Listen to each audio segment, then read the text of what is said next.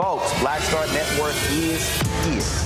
Hold no punches. A real revolution. revolutionary right now. Support this man, Black media. He makes sure that our stories are told. Thank you for being the voice of Black America, Roland. Stay black. I love y'all. All momentum we have now, we have to keep this going. The video looks phenomenal. See, there's a difference between Black Star Network and Black-owned media and something like CNN. You can't be Black-owned media and be scared. It's time to be smart. Bring your eyeballs home. You dig?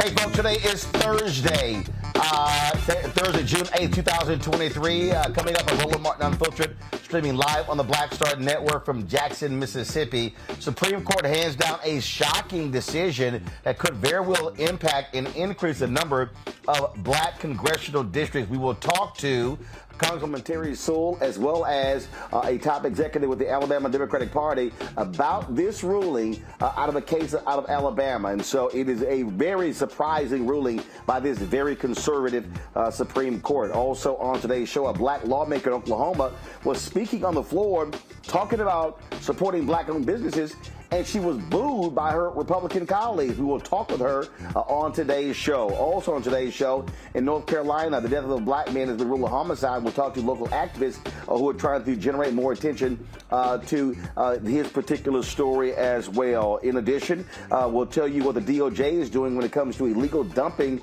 in Houston, impacting black and Latinos as well. Folks, it is time to bring the funk. Roland Martin Unfiltered on the Black Star Network. Let's go.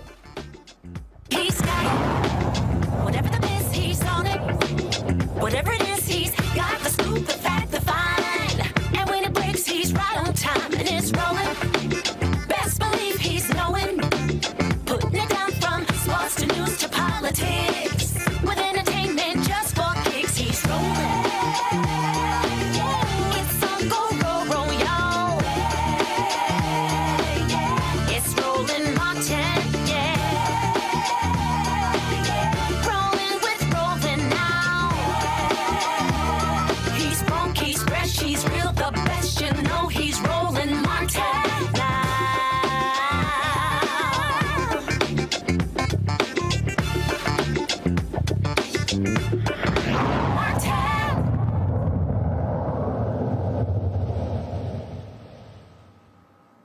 Shocking, the conservative Supreme Court rules in favor of black voters in Alabama. The case, folks, was a lawsuit filed in Alabama when it came to racial gerrymandering in Alabama and how Republicans in the state drew district lines, how they were packing African Americans into the districts. Now, right now, there's only one African American represents all of the black voters there in Alabama. Now, the court's decision was unexpected given its recent decisions regarding the Voting Rights Act. This 5-4 decision was written by Chief Justice John Roberts and was joined by fellow conservative Brett Kavanaugh, Sonia Sotomayor, Elena Kagan, and Ketanji Brown Jackson. It upheld a 3-judge panel that Alabama's congressional maps unlawfully diluted the political power of its black residents.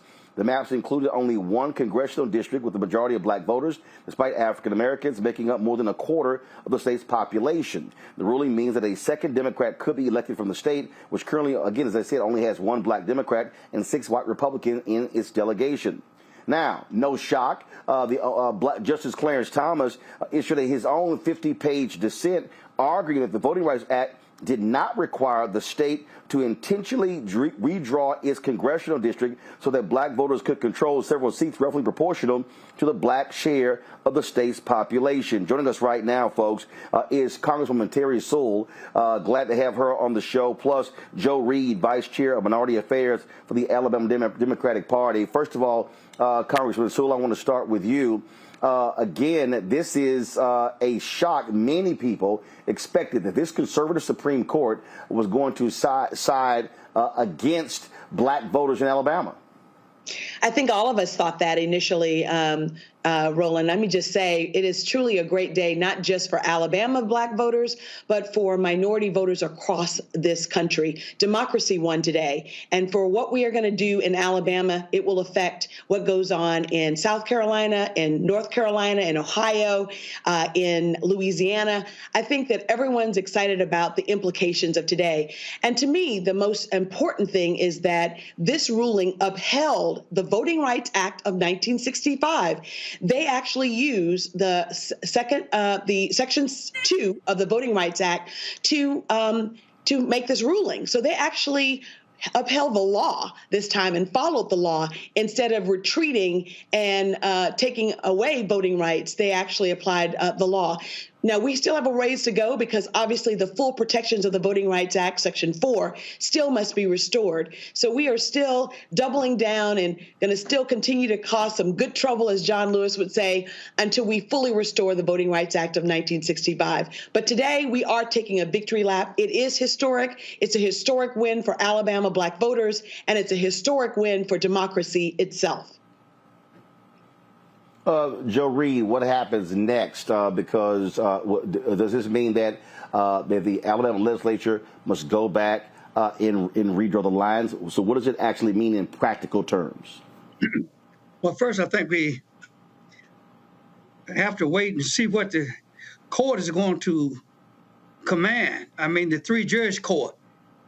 even though we won the case, I have not read the entire opinion, so I don't know what the Supreme Court said that may be different than what I'm about to say. But as I understand it, the three-judge court would have to set the timelines. Now, it did before. When it passed its first ruling, what the Supreme Court said was Alabama had 11 days to draw a plan. Because Alabama did not draw a plan, it appealed the case, and we know the results now. So that's number one. I think the local court would have to make that determination as to when and why and what when it comes down to this final decision. Now, in the meantime, the Alabama Democratic Conference, the Black Democratic Caucus of Alabama, we have already drawn 2 black districts. And we want to have them ready because the state of Alabama may or may not draw any. Now, we introduced these plans in the Alabama legislature, but the Alabama legislature did not do anything with it. So we are ready to go again with 2 majority black districts, and that as soon as the legislature convenes, if there is a special session, because our legislature adjourned on yesterday. So to come back into session, the governor have to call a special session. Of course, the governor can do that.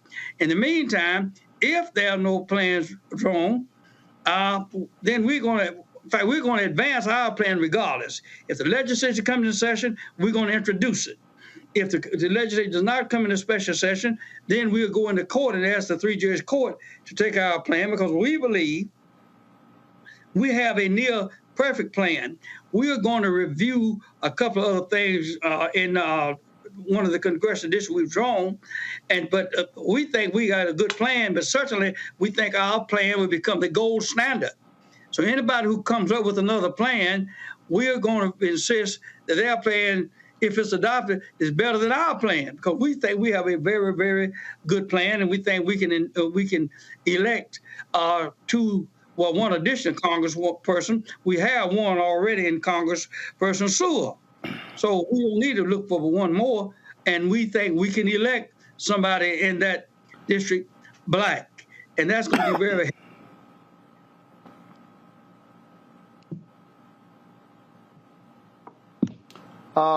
Looks like so Congresswoman Sewell. What people don't realize is we were looking at this case out of Alabama. We were also looking at the case out of Louisiana, where the Supreme Court also put a stop to the redrawing there, where federal judges also ruled there should be an additional black congressional district there.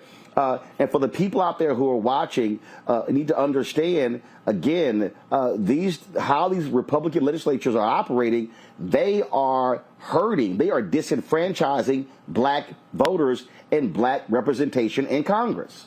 Absolutely. You know, Alabama's black population is about 27%, and we have 7 congressional districts, and yet only 1 congressional district is a majority-minority district, which means that African Americans the vote of African Americans have been diluted in half. 14% representation is not fair representation. And that's exactly what the ruling said today. And so this is not only in Alabama. I think all across the Deep South, we only have 1 majority-minority district in most of these southern states. South Carolina has a population of around 30% blacks, and yet it only has Congressman Clyburn. The same is true in Mississippi. The same is true in Louisiana, where Troy Carter is the only African-American and the only Democrat. So we not only represent the only majority-minority district, we're also the only Democratic district in those states as well. So this has a huge implication all across the nation, but especially in the Deep South. And obviously, I am eternally grateful that Alabama ADC and others are really have their eyes on the prize and are making sure that the maps will be fair when they are drawn this time as well. Joe, final question for you. Obviously, when you look at what Republicans have done in your state, they absolutely want to minimize Democrats as much as possible. We've seen the exact same thing in Tennessee, as Congresswoman Sewell said, in South Carolina. Republicans want to do this in Georgia as well. So you have two types of gerrymandering. You have political gerrymandering, which the Supreme Court ruled previously, hey, they have no say-so over leaving it to the states. But then you have racial gerrymandering. And so the racial gerrymandering, I mean, if it wasn't for the VRA, we would see totally different districts right now in North Carolina. And so the Voting Rights Act is hanging on by a thread. Yes, but today's ruling really gave it a shot in the arm, because it did tell us that as some of the Supreme Court judges are sensitive and still recognize and can recognize and can read. The Fifth Circuit said one time, figures speak. When they do, courts listen. So there are judges on the bench now at the Supreme Court level recognizes that figures are speaking. I think Congresswoman Sewell just pointed out about the 14%. Now, that tells us that somebody's reading. We just hopefully we can get more of them to read, like like the 5 judges who ruled in this case today. So yes, we got to keep the prize in front of us. We got to know who the enemy is.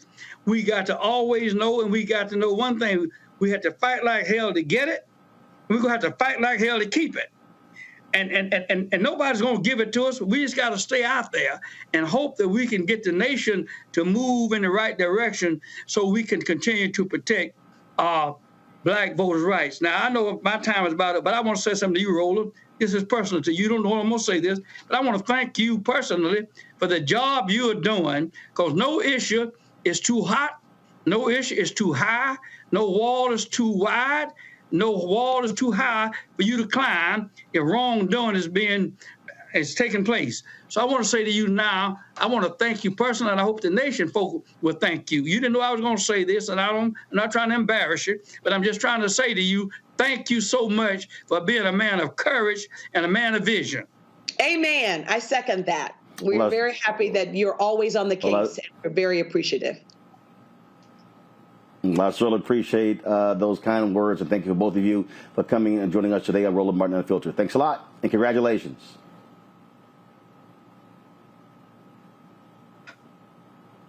All right, folks, going to a break. When we come back, we will talk with our panel about this. Also, another Supreme Court decision that came down today as well regarding affirmative action. You're watching Roland Martin Unfiltered right here on the Black Star Network.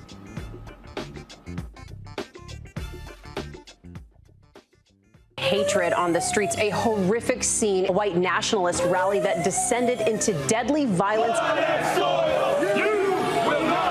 White people are losing their damn minds.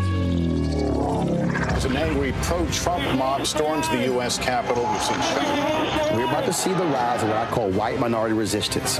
We have seen white folks in this country who simply cannot tolerate Black folks voting. I think what we're seeing is the inevitable result of violent denial. This is part of American history. Every time that people of color have made progress, whether real or symbolic, there has been what Carol Anderson at Emory University calls white rage as a backlash. This is the rise of the Proud Boys and the Boogaloo Boys. America, there's going to be more of this. Here's all the Proud Boys, guys. This country is getting increasingly racist in its behaviors and its attitudes because of the fear of white people. The fear that they're taking our jobs, they're taking our resources, they're taking our women. This is white fear.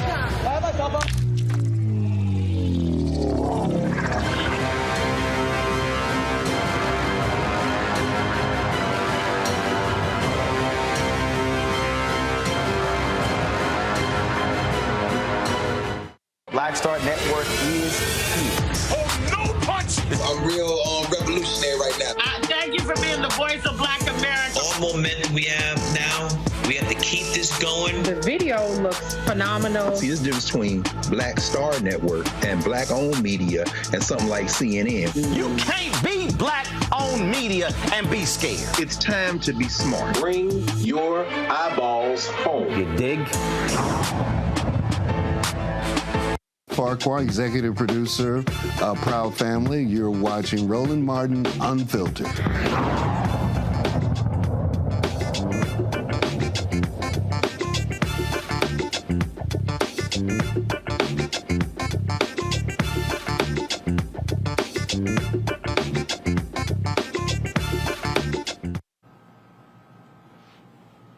All right, folks, welcome back to Roland Martin Unfiltered. I'm broadcasting live from Jackson, Mississippi, where they're commemorating the 60th anniversary of the assassination of Medgar Evers with a variety of activities this week with the Medgar and Merle Evers Institute. We're going to be broadcasting an interview with her tomorrow, so I look forward to that, and also attending functions tonight and tomorrow as well. Right now, I want to bring up Kadita Stone. She's a chief field and campaign strategist for Alabama Forward. They were one of the plaintiffs in this lawsuit. In addition to Kadita, we're also joined by Dr. Greg Carr, Department of Afro-American Studies at Howard University, Rishi Colbert, the host of the Rishi Colbert Show on Sirius XM, both of them joining us out of Washington, D.C., and legal analyst Candace Kelly out of South Orange, New Jersey. Kadita, I want to start with you.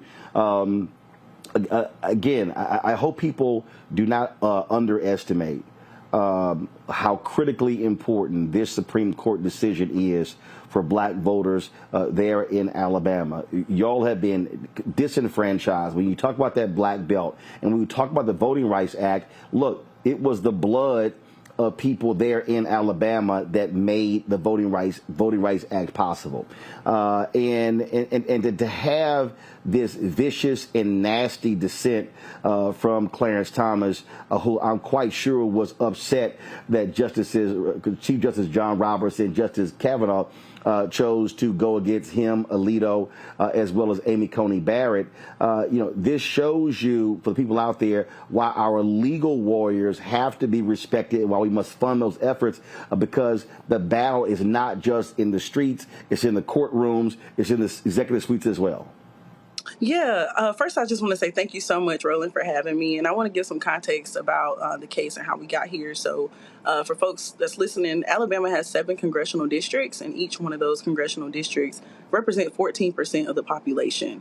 And when the 2020 census came out, it was found that Alabama had a population of 28% black people. And so if you do, like I just said, each one of those congressional districts represent 14% of the population. If you do the math, 14 plus 14 is equally 28, and that should equal 2 congressional districts. And so what we were asking for wasn't anything out of the picture. It was just simple math. We were asking for what we were owed.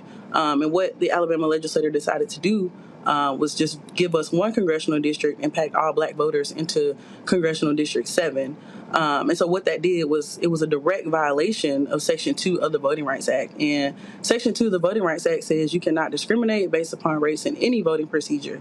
And so when you talk about the importance of this case, if it were not ruled in our favor, we would have lost Section 2 of the Voting Rights Act. And I'm sure you already know we already don't have Section 4B or Section 5, which we lost due to the Shelby County v. Holder case in 2013. So the importance of this case is, like you said, extremely important, and I really hope that not just Alabamians, but folks across the country recognize that, just because there were also other states who sued their states because they were in violation of Section 2 as well, but they were told that until the court ruled on this case, Merrill v. Milligan, which is now Allen v. Milligan, until the courts ruled on that case, then those states couldn't get an answer. So this case was really riding on a lot, and it feels great to be the winner, to be on the winning team. And when we talk about representation, we're talking about billions of dollars in resources that come from having that representation, and by having more than one African American, what it also does is it means also respect. For those voters, because right now, to be grossly disrespected by packing nearly every black person into one district, it shows how shameful Alabama Republicans are. Yeah, it's definitely, when they decided to pack all black voters into one district, it was definitely a dilution of black political power. And when we don't have that representation, our worldviews aren't shared at the table. The way we feel about things, the things that we need in our community are at the table. And when we aren't at the table, we don't have a seat at the table. The only thing left for us is to be on the menu. And so it feels nice to not be on the menu now for once, and to actually be a part of that table and have a second congressional district drawn for Alabama. Greg Carr, I want to go to you again. That vigorous dissent of Clarence Thomas shows exactly what kind of petty man that he is. Well, Clarence Thomas is being consistent. Clarence Thomas, as far as he's concerned, and I did read the dissent, his and Alito's, as well as Roberts' 34-page majority opinion, and the small concurrence that Kavanaugh led. Clarence Thomas is being consistent. As far as Clarence Thomas is concerned, the federal judiciary has no place in redistricting.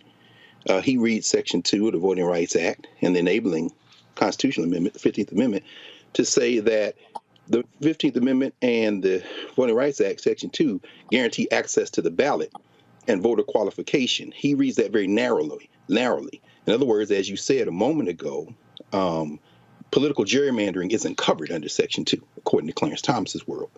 I think what we saw today was absolutely a victory, but it was a temporary victory. As you heard Joe said, now they got to redraw the maps. And then the other cases can go forward.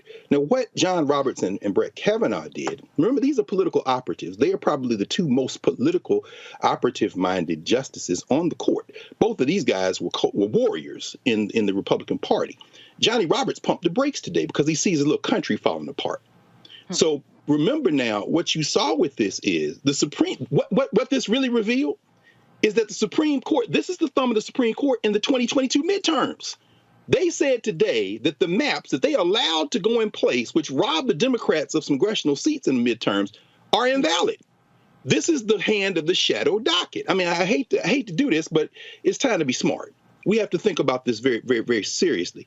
So when you read Roberts' opinion, what he's not saying that they can't draw maps that will ultimately sell us out. Because remember the last 10 years with Shelby County versus Holder, and more recently, Brnovich, the Arizona case, where they put beyond the ability of the courts to adjudicate some of this stuff in terms of ballot boxes and disqualifying voters. Remember the Wisconsin case, the Gill case, where they said they can't as you said, they can't deal with political justiciability. In other words, political gerrymandering are not justable. He's basically setting it up so they can pat themselves on the back for the crime they committed in 2022 when they allowed Alabama to use those damn maps in the first place. And that brings us to this. Today we live to fight another day. But make no mistake about it. The sentiment to eviscerate the Voting Rights Act still lives. All they did today is say, Alabama, go back, draw the maps, bring them back. We'll see next time. We have to be smart about this today. Right. Candace, your assessment. Well, Greg is absolutely right. And one of the things that we need to do, as you said, the legal warriors that get into court and really make the arguments, that's where it really matters. You have to look at Clarence Thomas's case. He essentially is saying that the Voting Rights Act has no teeth and that it does not prevent gerrymandering at all. He also said this in kind of the context that, voting rights has nothing to do with discrimination, which makes no sense at all, because that's exactly why the Voting Rights Act was set up. So we have to look at that. But we also have to look at this idea that we've been talking about tonight, that if we go down to the lower court in the three-judge panel, 2 of those judges were appointed by Trump. Then you go up to the Supreme Court, and in this 5-4 decision, you have Roberts and you have Kavanaugh crossing over in this 5-4 decision, and that brings us to where we are today. So it's important to see exactly where the Republicans are falling in terms of the political motivations that are going on behind the court that Greg is talking about. If you look in those decisions and read it, you will see exactly what is on their mind and exactly where we are going, all of the nuances. Similarly, if you want to know what's on Clarence Thomas's mind in terms of anything that's to come, go and look at his dissenting opinion. He spent 50 pages rattling on about how the Voting Rights Act has no teeth. So here's my assessment. The assessment is that now we have to look at what these lines look like when it comes to going back and reconfiguring the maps. This is something that we just need to continue to pay attention to. There's victory right here, and a surprising victory, though temporary, but we have to move on and understand what is next. What are these maps going to look like? It is still a political football that is still being tossed around, not just by the Republican Party, but by the Supreme Court justices. And the reality, Reese, is look, the Alabama legislature could go back and still screw black voters. But this is why we also make the point constant in this show, why voting is critically important and why judges matter.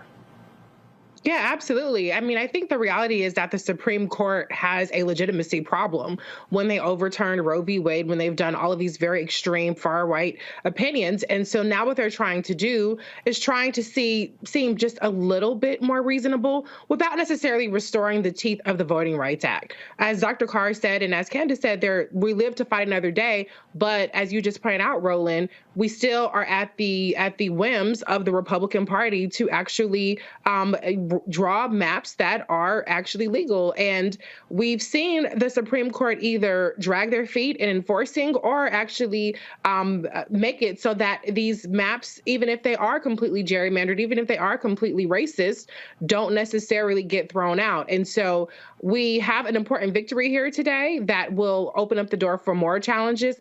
But at the end of the day, this is still the Trump MAGA Supreme Court. That's right. Cornita, final comment. I don't have a final comment. I want to say thank you so much for having me, and thank you. Well, congratulations. Y'all keep fighting the good fight in Alabama. Thank you so much. Folks, coming up next, we'll talk with the mayor of Houston, Sylvester Turner, about a huge decision made by the Department of Justice regarding illegal dumping in the city that greatly impacts African Americans and Latinos. You're watching Roland Martin Unfiltered right here on the Black Star Network.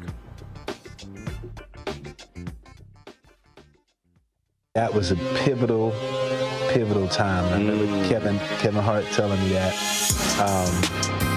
He's like, man, what you doing, man? You got to stay on stage. And I was like, yeah, I'm young, thinking, like, I'm good. And he was absolutely right. What show was the other time? This was one-on-one. Got it. During that time. So you're doing one-on-one, going great. Yeah. You making money. You like. I'm like, I don't need to leave. I don't need to leave from Wednesday, Thursday to Sunday. I didn't want to do that. It was just like, I'm gonna stay here. Or I didn't want to finish work Friday, fly out, go do a gig Saturday, Sunday. I was like, I don't have to do that. And I lost a little bit of that hunger that I had in New York. I would hit all the clubs and run around. Sometimes me and Chappelle or me and this one or that one, we go to the Comedy Cellar at 1 in the morning. And I mean, that was our life. We loved it. You do 2 shows in Manhattan, go to Brooklyn, leave Brooklyn, go to Queens, go to Jersey. And I got complacent. I was like, I got this money, I'm good. I don't need to go chase that, because that money wasn't at the same level that I was making. But what I was missing was that training. Yes. Was that. And it wasn't the money. It was the money. It was that's what I needed.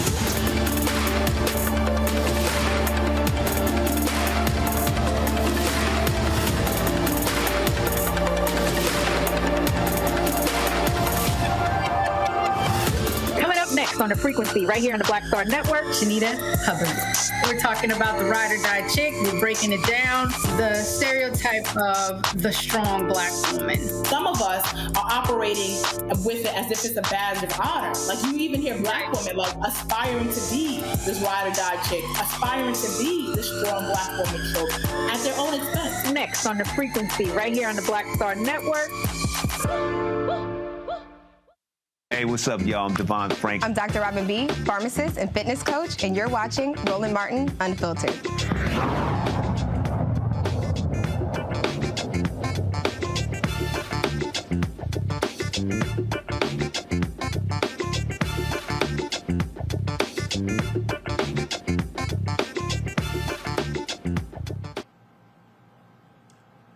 after 10-month investigation, the Department of Justice and the City of Houston, they have reached an agreement in its environmental justice investigation to the city's response to illegal dumping in Black and Latino neighborhoods. Residents in the city's northeast section have complained of illegal dumping of trash, medical waste, and animals for years. The agreement builds on the city's One Clean Houston initiative, a plan addressing the illegal dumping and its impact on Houston residents. Joining us right now is the mayor of my hometown, my alpha brother and fellow church member of the Church Without Walls, Sylvester Turner.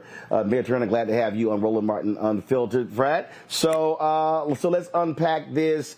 What actually is this agreement? How does it help residents? Well, essentially, Roland, and look, it's good to be with you. Good to see you again. When I came in as mayor, I said I didn't want to be the mayor of two cities in one.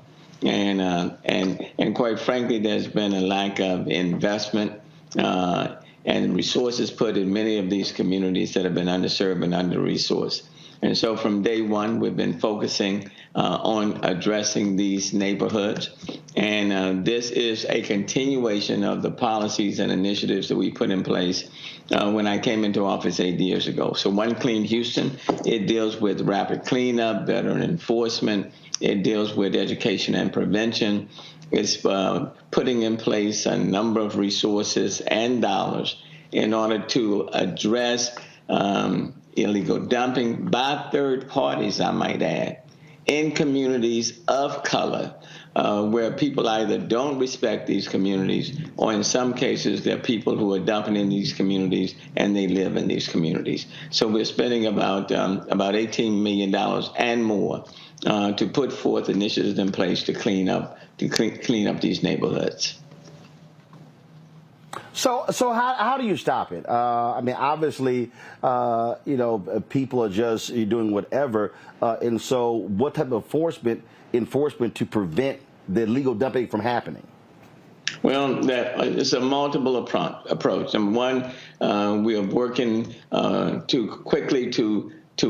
clean up these dump sites when they are occurring, when people engage in illegal dumping. So we're doing that. But on the prevention end, the enforcement, we are beefing up the number of inspectors. We are putting in a hell of a lot more cameras, for example, to augment these inspectors and what they're doing to try to catch these repeat offenders. And then at the same time, we're educating folk. Number one, don't be dumping in your own neighborhood, because in many cases, people are dumping within 3 miles of where they live. And then at the same time, we want to discourage people who are coming from outside of these communities. And in many cases, they are businesses that are dumping in communities, primarily communities of color. So we're taking a very holistic approach.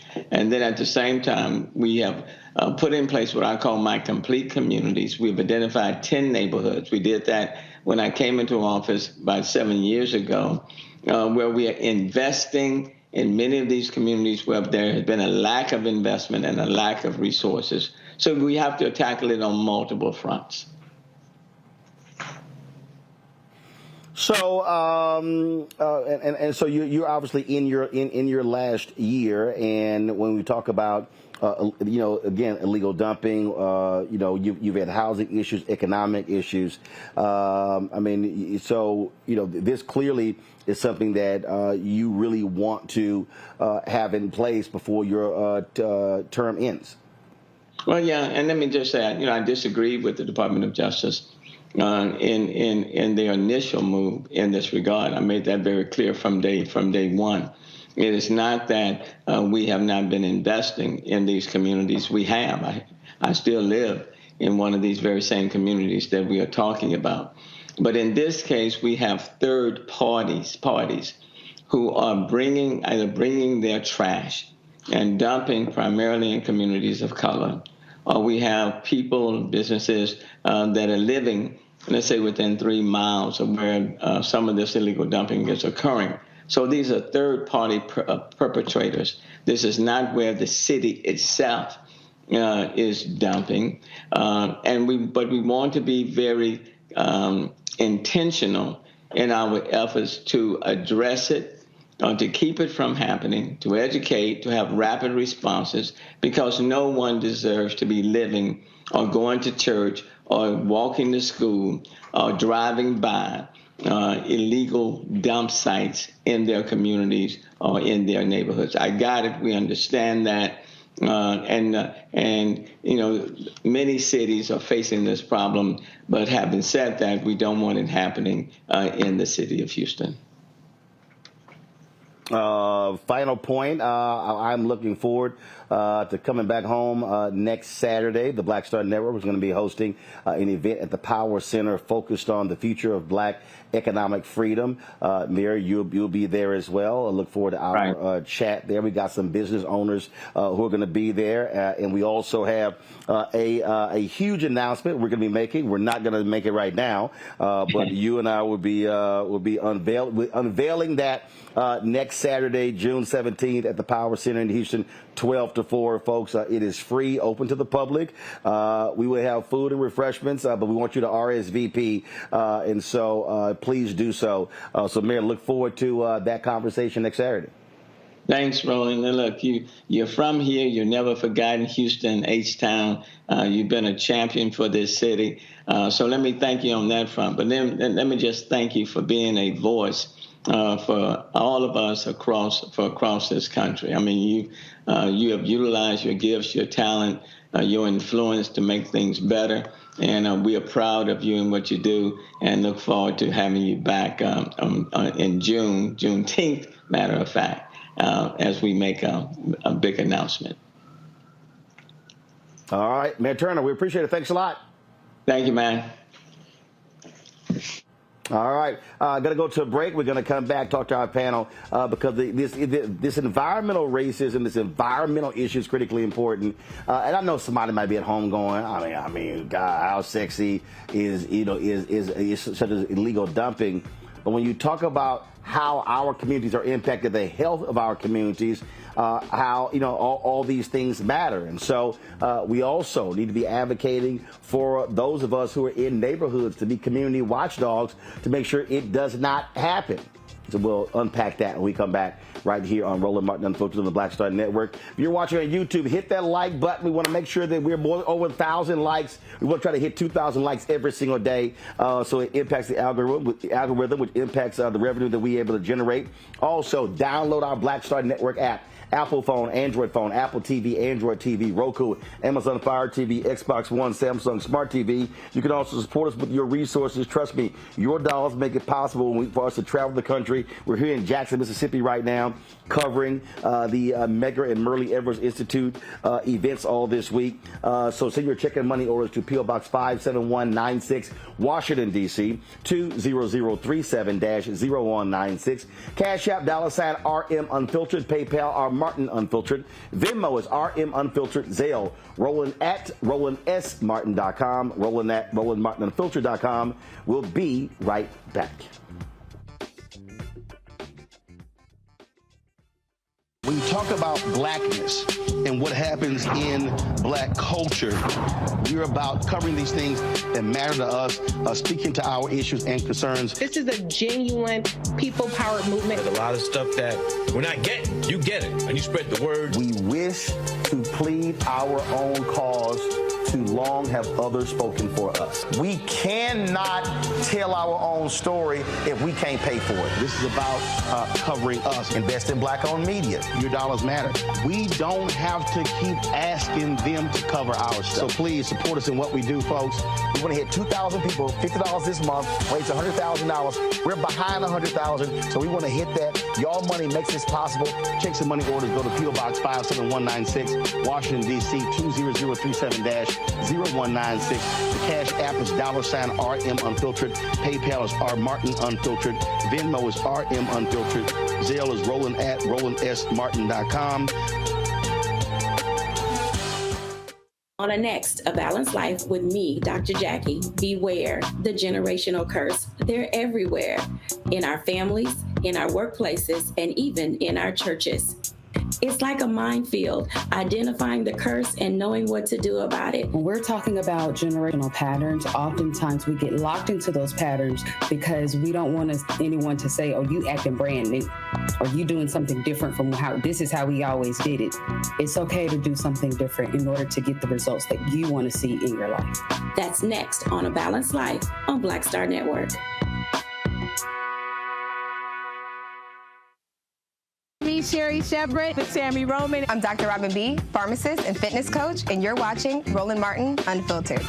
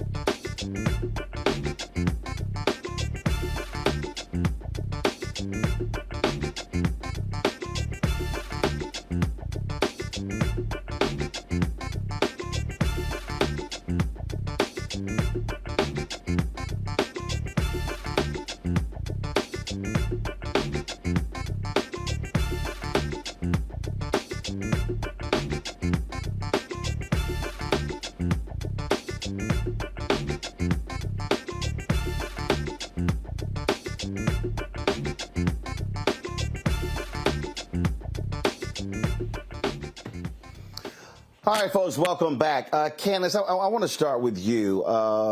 We talk about environmental racism, and when we're talking about our neighborhoods, we're talking about how our neighborhoods look. We're talking about property values.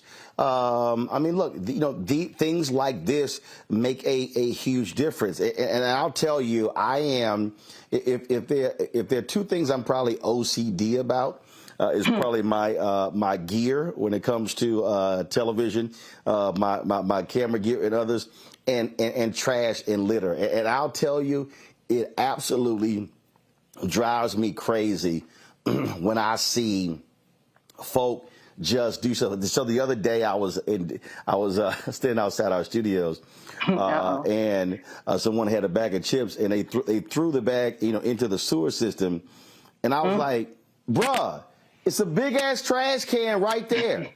I'm like, well, what in the hell made you think the sewer system is where you throw a bag of chips away? I'm like, it's a big, like literally the trash can wasn't even 20 right damn there. Feet.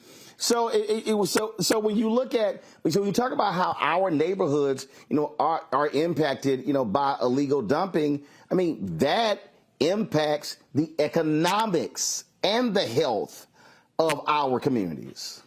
Exactly. And when you really break it down, let me just tell you, from being in the New York area, I changed my whole plans to be inside today because of the environment, because of the fact that there's the lowest and poorest air quality in the world this morning in the New York City area. Canceled a Broadway play and everything. Folks aren't moving because of what's going on in the environment where I am. And we know how important it is. And you know how important it is because one bag does make a difference that you throw on the ground when it should go right in the trash.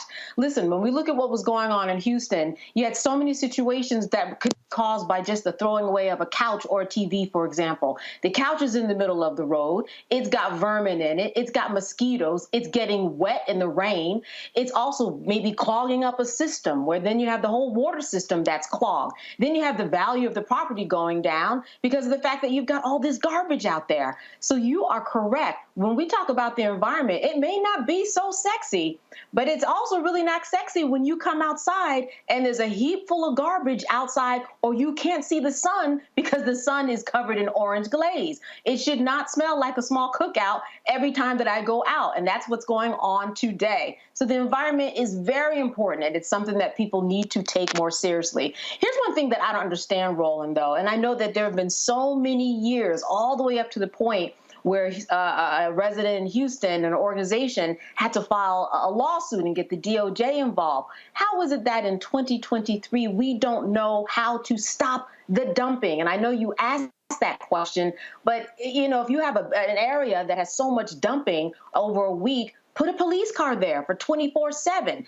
That's probably going to stop the dumping. It seems like some issues were overlooked, which is why the DOJ ultimately had to get involved. Folks were calling 311. They were not getting the response that they needed. But now, as we know, they have settled it. You know, the terms of the agreement aren't really open right now. But the key is that something is being done, because it's more than just about the potato chips that are on the ground, which are very important, more than about the couch. It builds, and it gets to a point where it becomes just not even livable and disrespectful to one's way of living in this world, especially in America.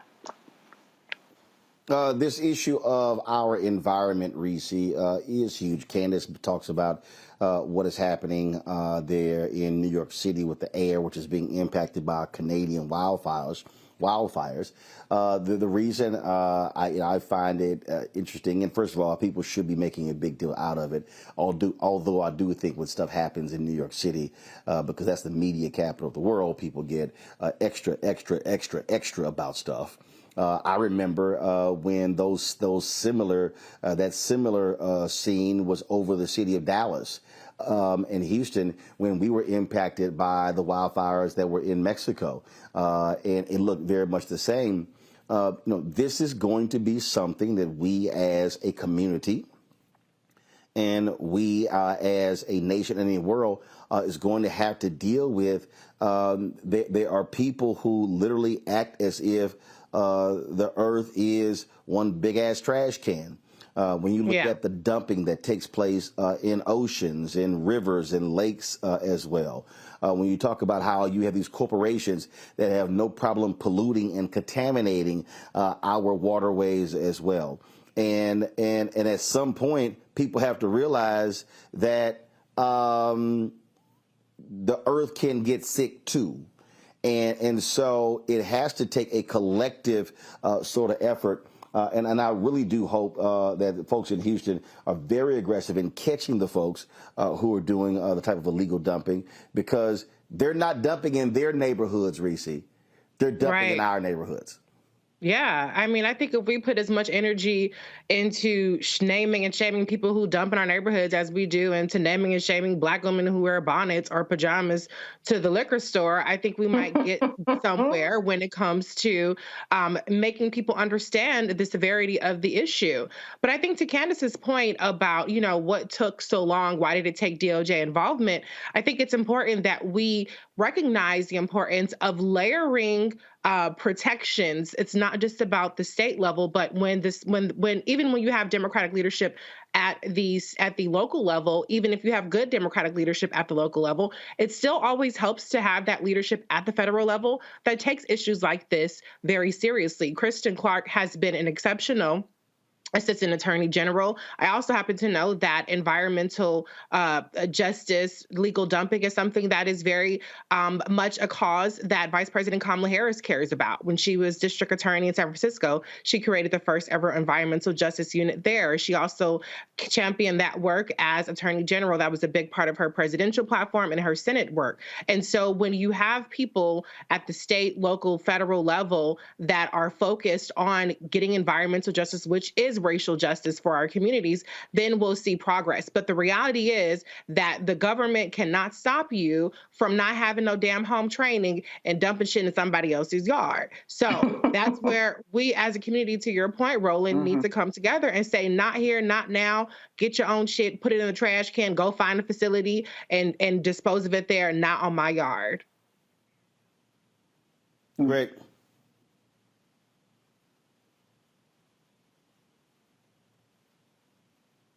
Greg? Is it Greg on mute? Yeah, I'm sorry about that. Yeah, thank you.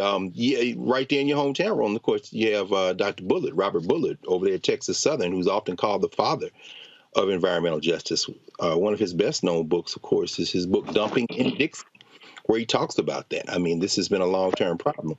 And picking up exactly where Candace left off, I mean, it relates to this smoke. Here in the D.C. area, woke up with this haze.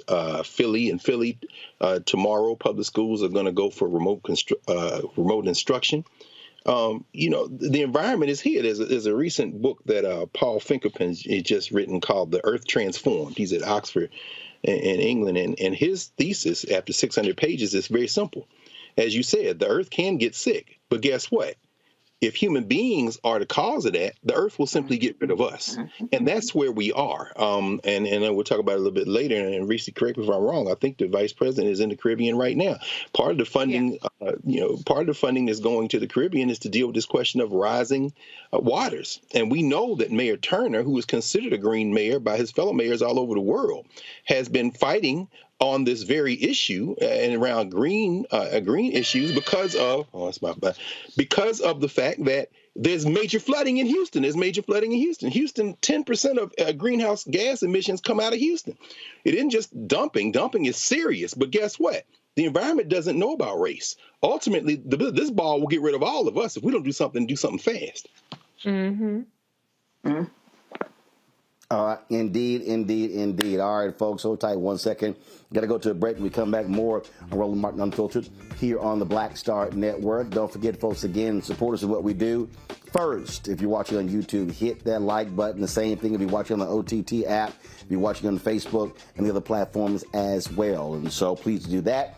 2, download our app. We should easily be at 100,000 downloads. Right now, folks, we are approaching 1.1 million YouTube subscribers. I would love to have more than 1 million people actually downloading our app. That is, of course, we own it, we control it, allows for us to be able to showcase our content as best that we can. You can do so on your Apple phone, Android phone, Apple TV, Android TV, Roku, Amazon Fire TV, Xbox One, Samsung Smart TV. Speaking of Amazon, you can also watch our 24-hour, 7-day-a-week streaming channel right there on Amazon News by just simply clicking, go to Amazon Fire, go to Amazon News, and you can watch our channel, not just this show, but all of the content that we have on the Black Star Network, including live news conferences, things along those lines. And, of course, you can support us with your resources by joining our Bring the Funk fan club. Your dollars make it possible for us to do what we do. So please support us by sending your check and money order to P.O. Box 57196, Washington, D.C., 20037-0196. Cash App, $RM Unfiltered. PayPal, R Martin Unfiltered. Venmo is RM Unfiltered. Zelle, Roland at RolandSMartin.com. Roland at RolandMartinUnfiltered.com. We'll be right back. On the next Get Wealthy with me, Deborah Owens, America's Wealth Coach, are you working hard and yet your performance doesn't reflect your paycheck? On the next Get Wealthy, you're going to learn some savvy career moves so that all your efforts actually show up in your bank account. Joining us is the founder of a career network, and she's going to share the 3 R's of accelerating your financial growth. Here's a tip as well. If you are an individual contributor and you desire to be a leader, do the work where you are now. Because if you do the work where you are now, when you do reach the level, you'll be prepared to stay there. Right here on Get Wealthy, only on Black Star Network. Next on the Black Table with me, Greg Carr. The enormous impact of race, education, and affirmative action in America, and how, believe it or not, white America is starting to feel a little bit of the pain. Dr. Natasha Waraku joins us with a case study of one suburban community and how it reacted when the minority students started to excel. And most people didn't say this explicitly, but was that, the academic standards are getting higher in part because of the Asian kids, and that is making our kids really stressed out. So we need to reduce the amount of homework teachers are allowed to assign. She shares a perspective that you don't want to miss. That's on the next Black Table, only on the Black Star Network. Bruce Smith, creator and executive producer of The Proud Family, Louder and Prouder, and you're watching Roland Martin Unfiltered.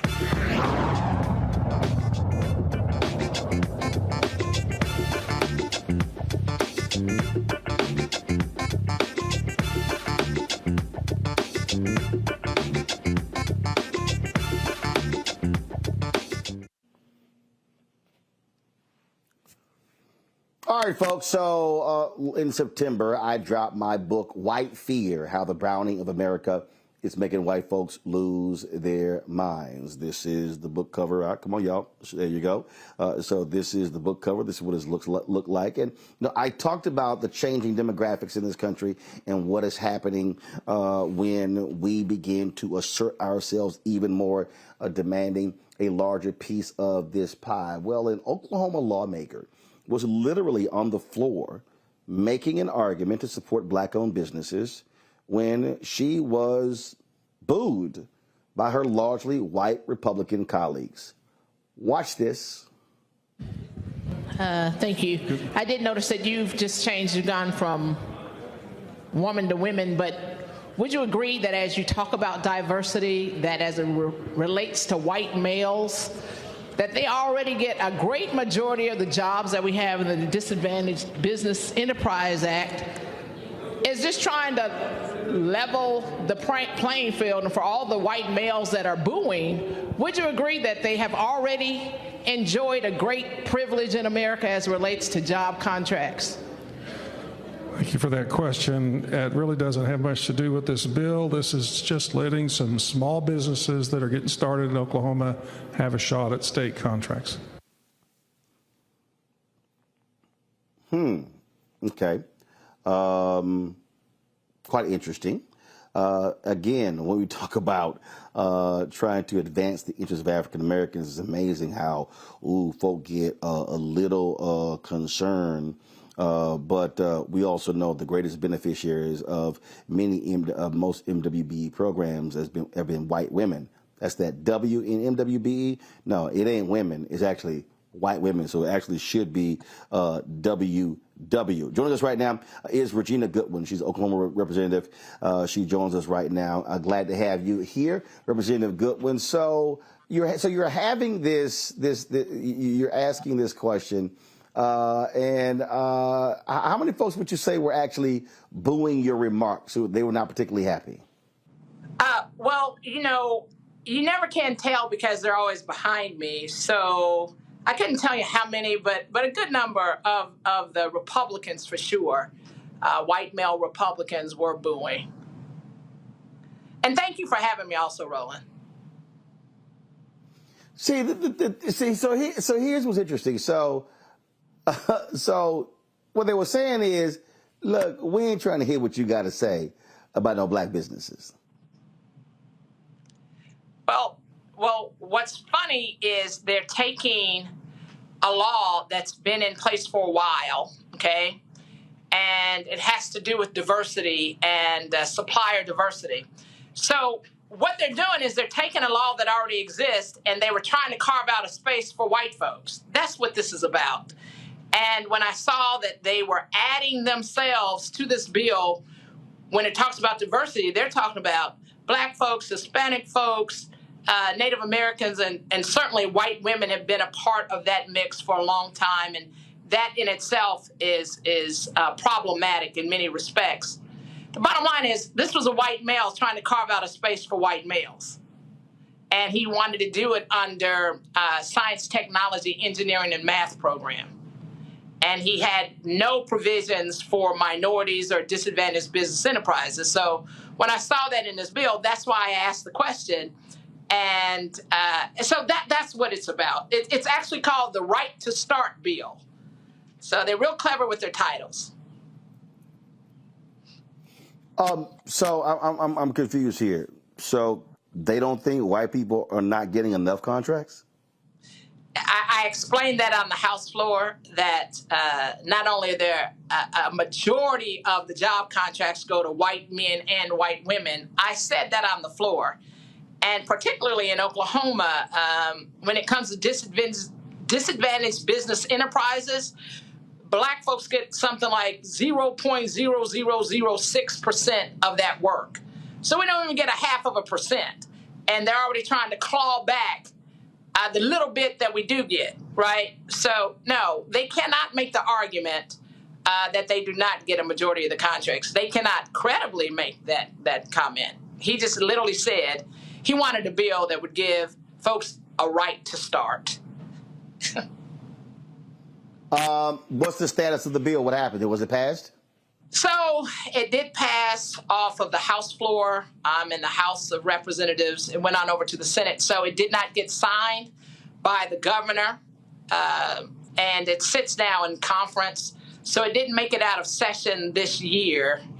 And we are having to go back into special session, but that's not one of the issues that we're going to be looking at. All right, then. Representative Goodwin, keep up the good fight. We got to keep up the good fight. And Roland, I do want you to know that, we have kept up the good fight, so much so that community folks have been able to get in on the Reconnecting Communities project with the Department of Transportation. We did not partner with the Department of Transportation in Oklahoma. We did not partner with the city of Tulsa. And we are certainly going to make sure that we have a representative number of capable disadvantaged business enterprises, particularly Black folks, that will be in on those projects. So a lot of work to be done, but we're going to keep up the good fight. And thank you for having me. All right. All right, then. Keep it up. We appreciate it. Thanks a lot. Thank you. See, this right here, Greg, is something that it sort of just jumps out at me. It's a lot. I love jousting with a lot of these people who love to hop on my page in my social media and telling me why am I not discussing reparations every single day? Why am I not advancing it? And then my response to them always is, do you have anything to say about when we're, one, actually highlighting Black-owned businesses, two, fighting for the existing contracts right now? Federal government spends $560 billion a year on contracts. Black people get 1.67% of those contracts. I talk about the advertising industry, $322 billion. Folk don't want to deal with that. That's the money, Greg. There are billions being spent on those city, county, state, federal level. Folk don't want to talk about that money. No question. I mean, well, first of all, I obviously will, like everyone else, defer to our resident expert on, among other things, the weaponized ignorance of social media, Reese. I'm not sure that those people are real people in the first place. But that having been said, again, underscoring the importance of not only Black media, but smart, deeply informed Black media like the Black Star Network and Roland Martin and filtering this work that you're doing. Just that conversation you just had, Representative Goodwin. Regina Goodwin's grandfather, Ed, came to Tulsa with his family in 1914. They went through the destruction of 1921 and rebuilt. In fact, Ed Goodwin bought a newspaper and made it a Black newspaper there, the Oklahoma Eagle, and Regina wrote for it as a child. I'm raising that to say that this is an intergenerational struggle, and if we don't know our history, we lose the momentum of memory. There's a brand new book that's just been published by young brother Victor Luckerson called Built from the Fire, the epic story of Tulsa's Greenwood District, America's Black Wall Street. And in fact, I'm going to reach out to the brother because I think at some point we want to have him over here on the network for a conversation. I think it'd be very important.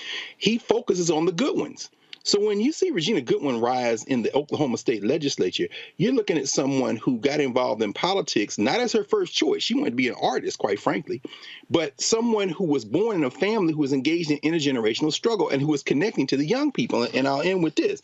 The war to get advertisers, the war to get percentages of our tax dollars funneled back into Black-owned media, that war is not a war that starts from a standstill.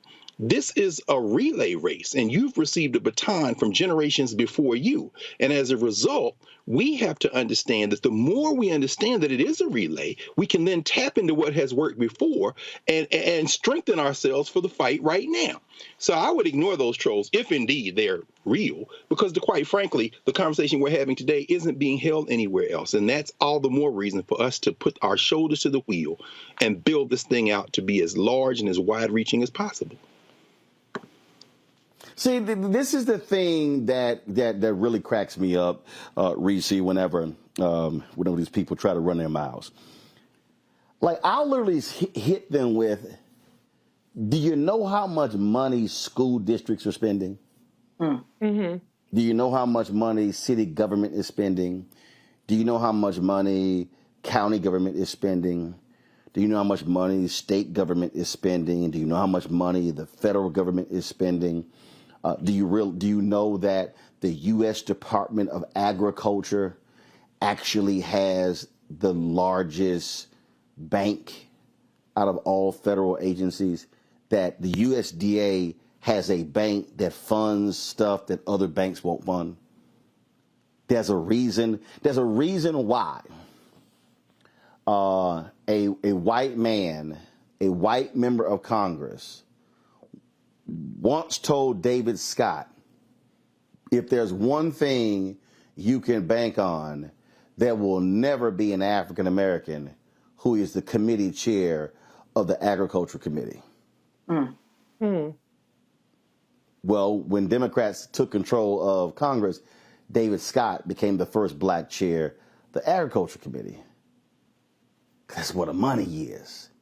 Right. And the thing that just trips me out when I listen to all these ridiculous people, man, black folk, we got to do for self, which I don't disagree with. Mm-hmm. But what I explain to them is, how are you going to totally ignore the money that is being spent that we as black people are contributing to? I'm in Jackson, Mississippi right now. Black folks in Jackson are damn near funding the entire state of Mississippi. Right. So if we're demanding city and county and state contracts, what we're actually demanding is our own damn money come back. Hello.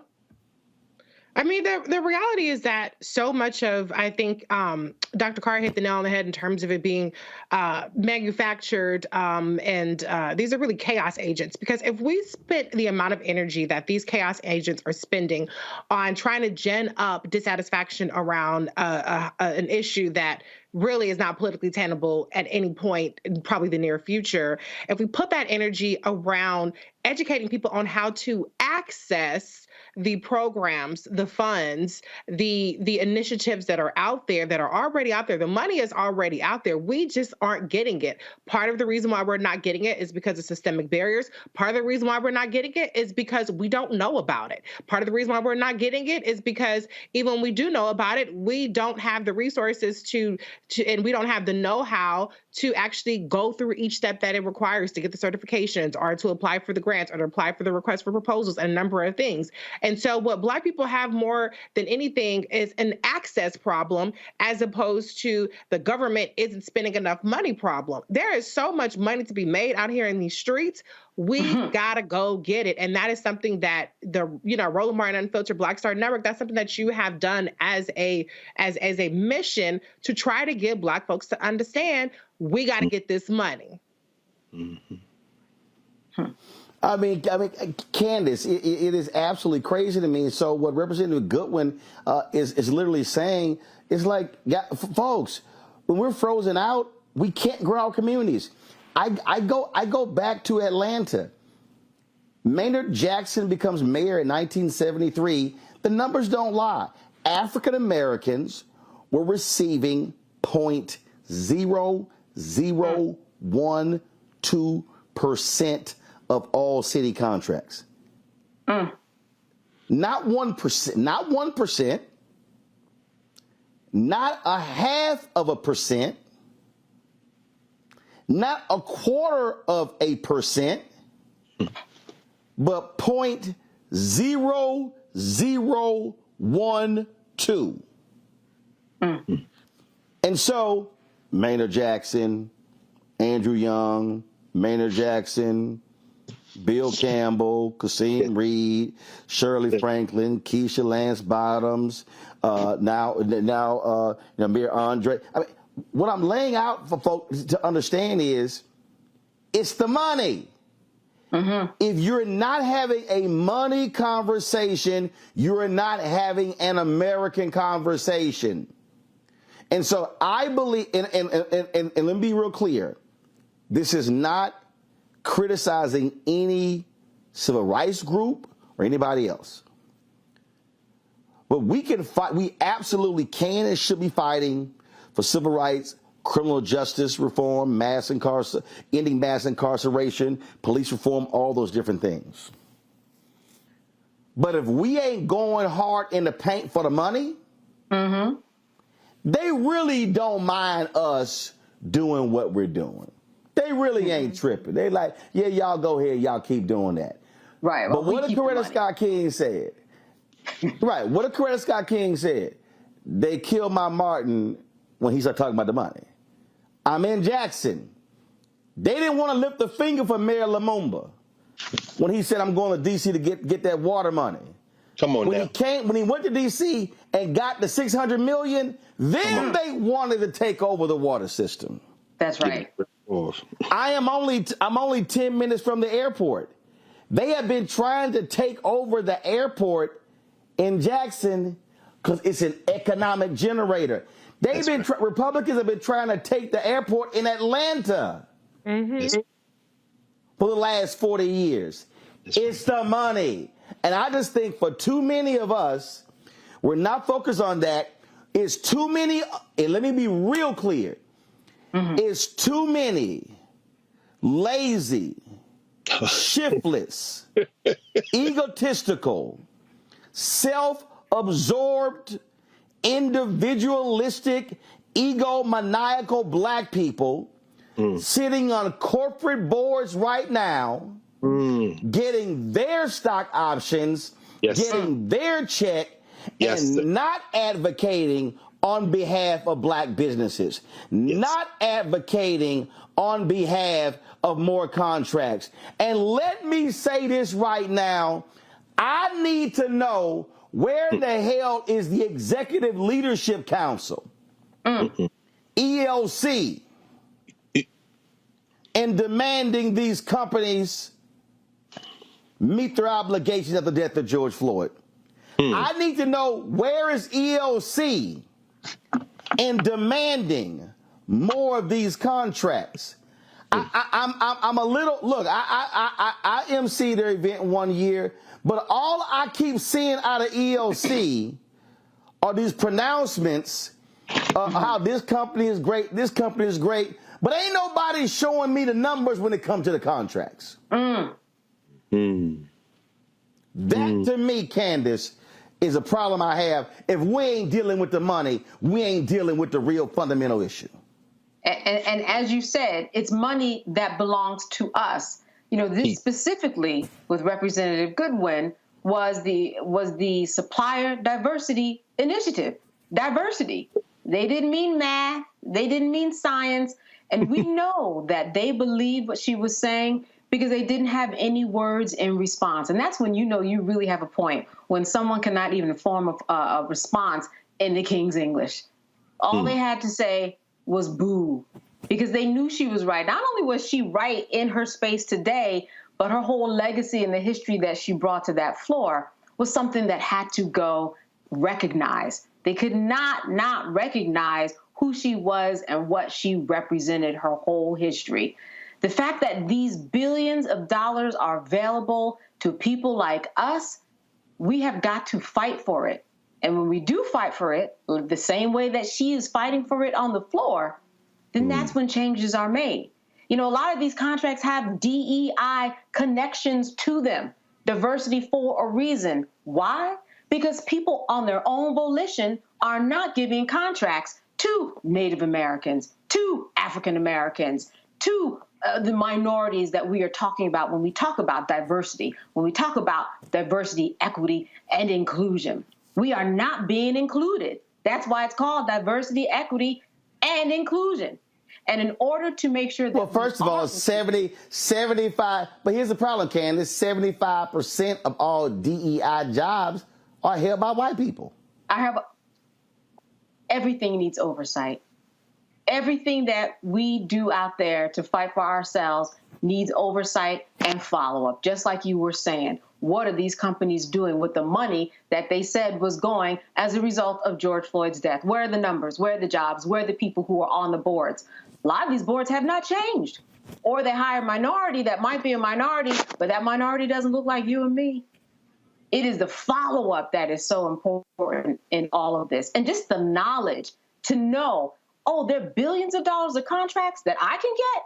And that's why this show is important. And being informed is important. And someone who's on the floor and representation is important, because she's the one and only person who was fighting for this in terms of being a person of color and fighting for that diversity initiative. That's why voting matters. That's why representation matters. It all eventually leads back to the money.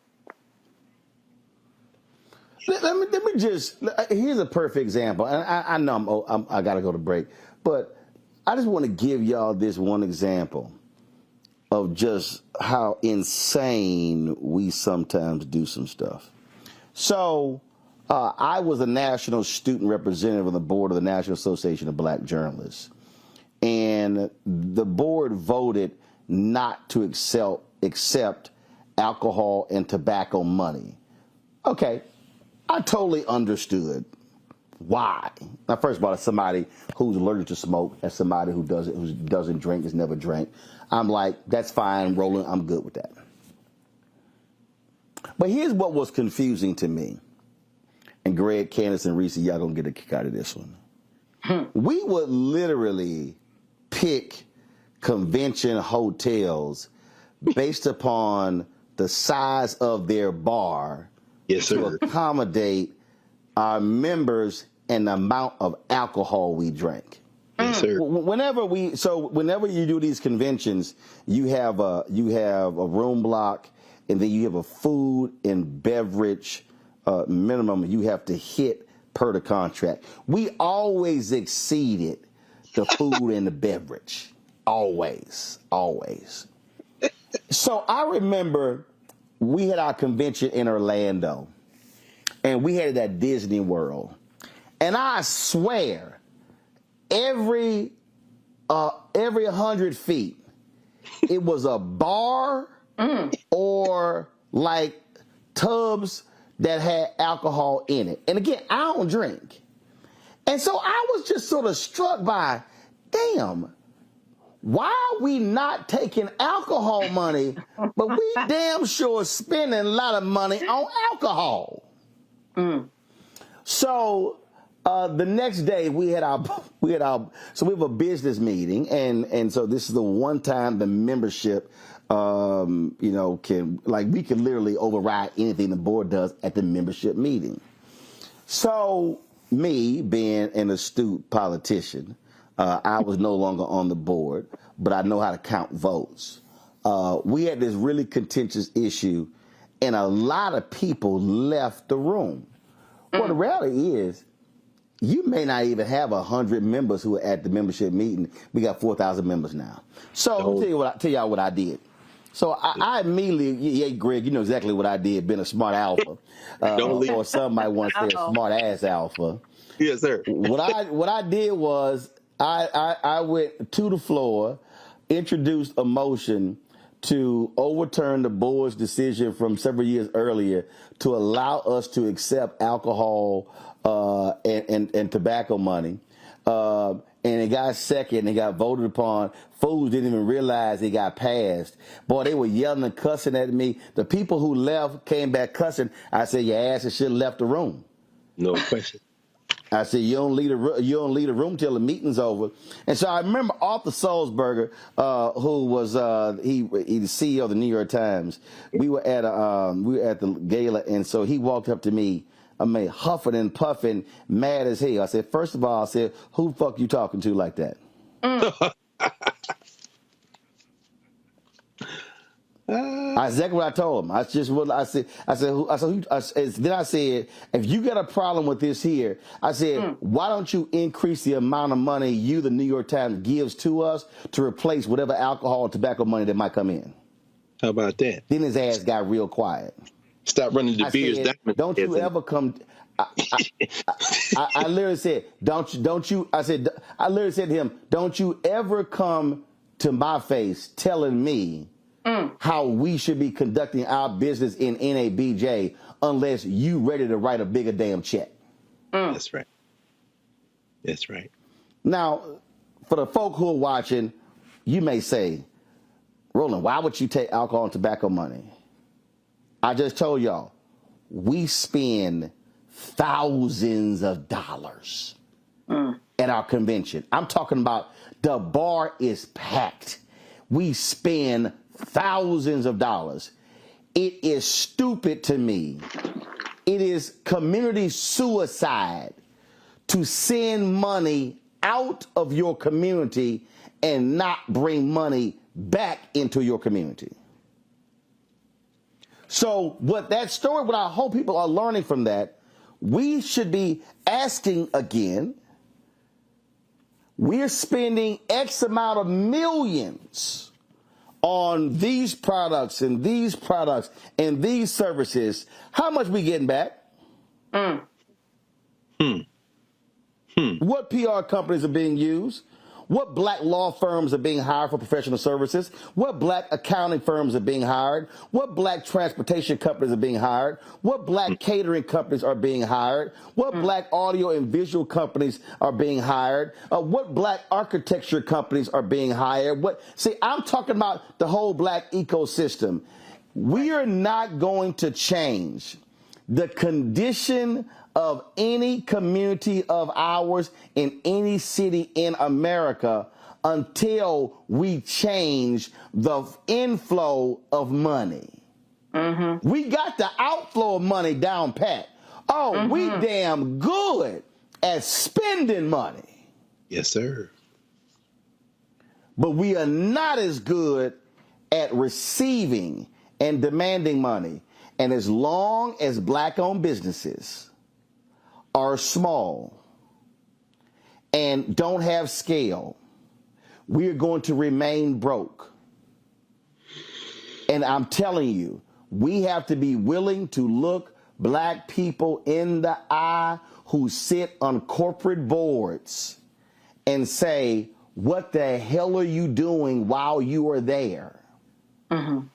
And that's why I need to see more from EOC. I need to see more from the Executive Leadership Council. If y'all are supposed to be the corporate Negro organization, well, damn it, I need to see y'all doing more in driving dollars back to black people. I'm just saying. We'll be right back.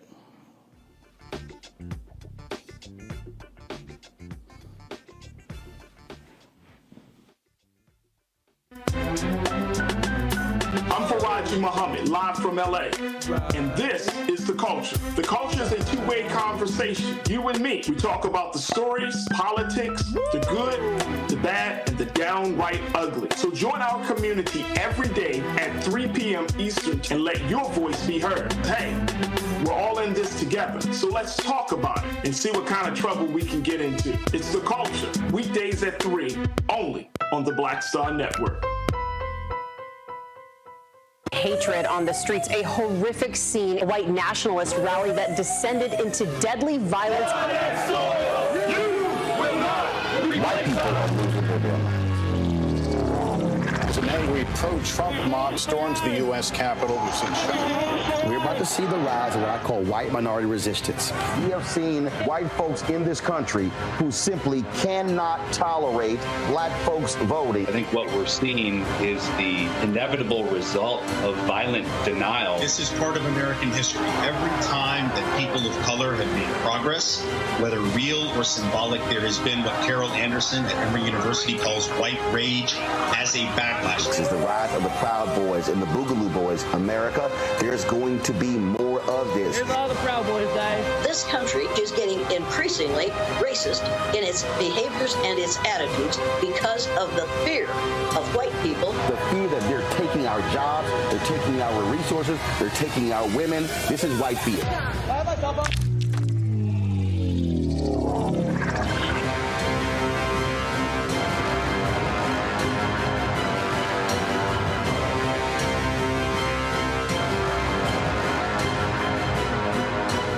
Black Star Network is here. Oh, no punch! I'm real revolutionary right now. Thank you for being the voice of Black America. All momentum we have now, we have to keep this going. The video looks phenomenal. See, this difference between Black Star Network and black-owned media and something like CNN. You can't be black-owned media and be scared. It's time to be smart. Bring your eyeballs home. You dig? Me, Sherry Shepard, and you know what you're watching, Roland Martin Unfiltered.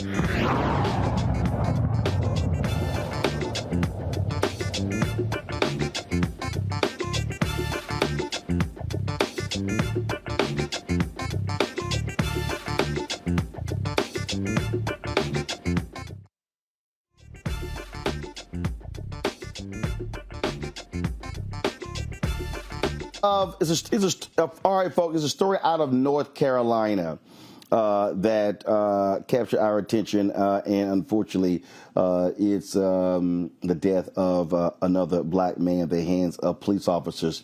The Raleigh Medical Examiner's Office had determined that Daryl Tyree Williams died from sudden cardiac arrest in the setting of cocaine intoxication, physical exertion, conducted energy weapon use, and physical restraint. Daryl and a friend were sitting in a parked car on January 17th when police approached the vehicle, conducting what Raleigh police call preventative policing. The officers asked the men to get out of the car, which they did. Daryl continued to ask, what did they do? That's when things took a turn for the worse. The scuffle between Williams and three Raleigh cops began. Officers handcuffed Daryl but continued to tase him until he lost consciousness. He repeatedly told the officers that he had heart issues. Williams died in the hospital an hour later. 6 officers are on leave as the State Bureau investigated the incident. The SBI has submitted its case file to Wake County DA Lauren Freeman, who will determine whether criminal charges are appropriate. To discuss this, we're joined now by Kerwin Pittman, social justice activist. Kerwin, so I'm trying to understand something here. What the hell is preventative policing? So preventative policing is nothing more than a fancy name for Raleigh's own stop and frisk. And so what this means and what I mean is that Raleigh police officers will literally walk up to people and just start asking them questions and then try to search these individuals, whether you're in a vehicle or you're just out on foot. And so it's nothing more than Raleigh's own version of stop and frisk, plain and simple. Okay, so Daryl and a friend were in a car. Where were they? Were they on the street in front of the home? Were they in a restaurant parking lot? Where were they and what were they doing? They was actually in a car in front of a gaming shop, and they was actually inside of the car talking, doing nothing more than talking, wasn't bothering anybody, was actually on private property of this business, and so law enforcement just decided to walk onto the private property of this business and start to ask them questions, and initially open their door and just try to figure out a way to really instigate the situation and really mess with these individuals, and this is what they term as proactive patrolling or preventative policing.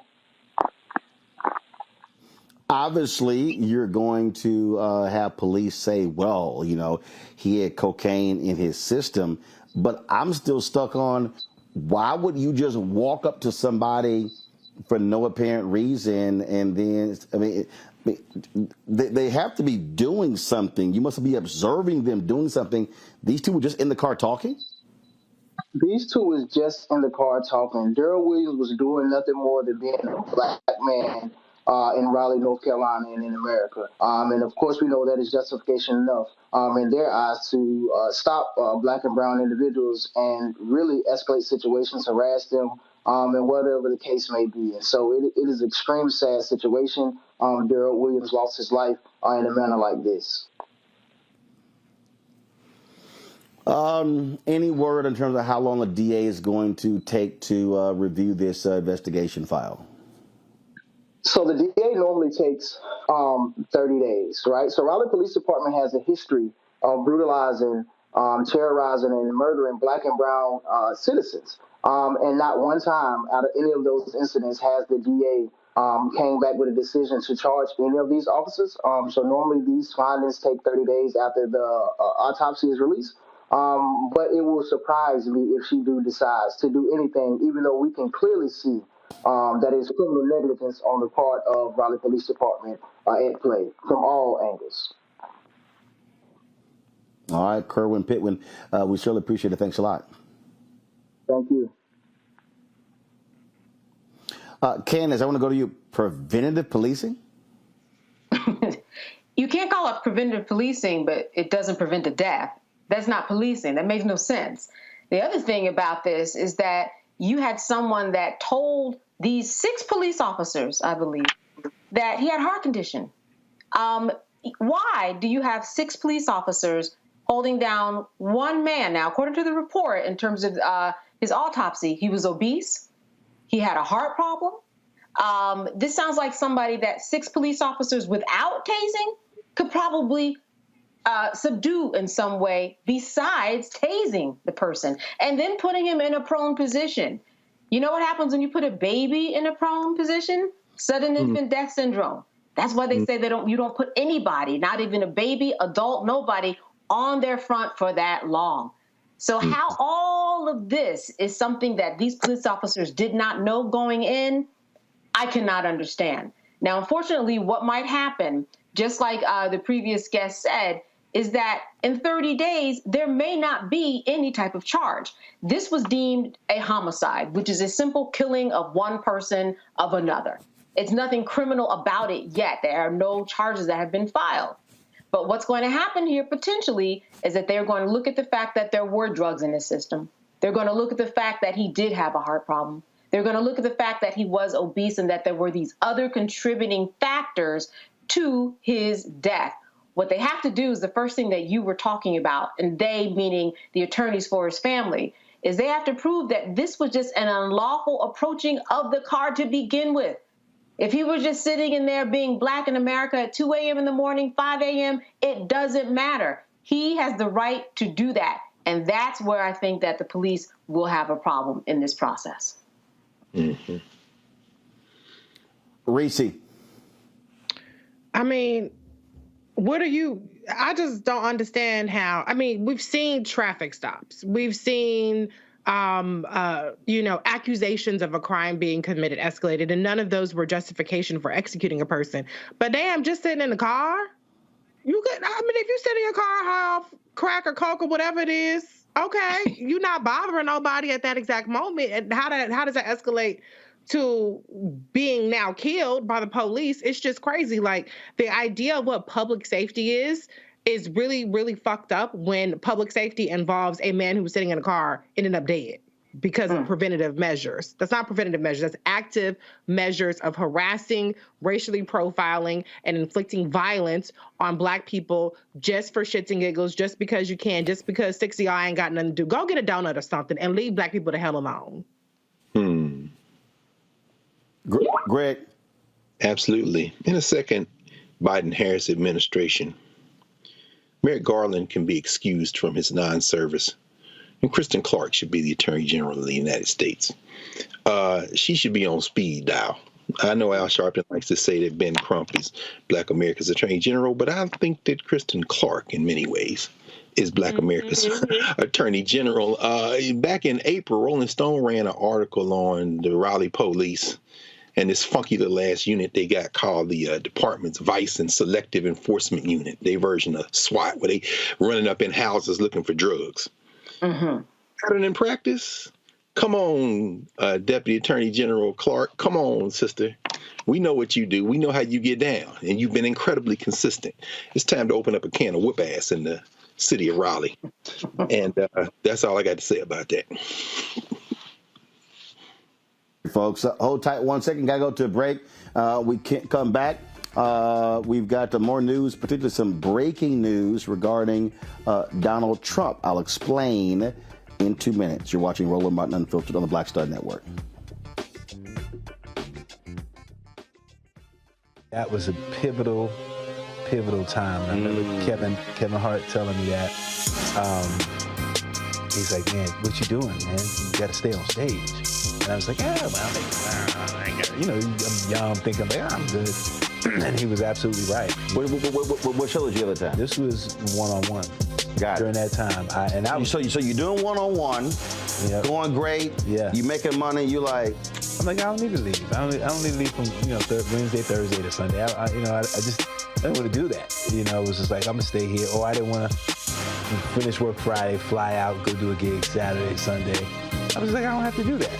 And I lost a little bit of that hunger that I had in New York. I would hit all the clubs, run around. Sometimes me and Chappelle or me and this one or that one, we'd go to the Comedy Cellar at 1 a.m. And that was our life.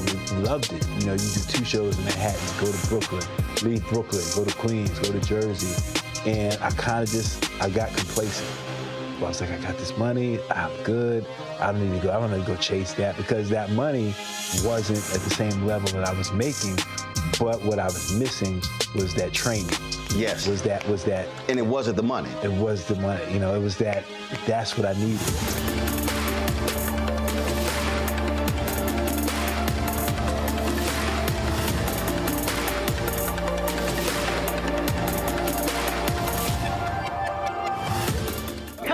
On the frequency right here on the Black Star Network. Shanita Hubbard. We're talking about the ride or die chick. We're breaking it down. The stereotype of the strong Black woman. Some of us are operating with it as if it's a badge of honor. Like, you even hear Black women like aspiring to be this ride or die chick, aspiring to be this strong Black woman. So at their own expense. Next on the frequency right here on the Black Star Network. What's up, everybody? It's your girl, Latasha from the A. And you're watching Roland Martin Unfiltered.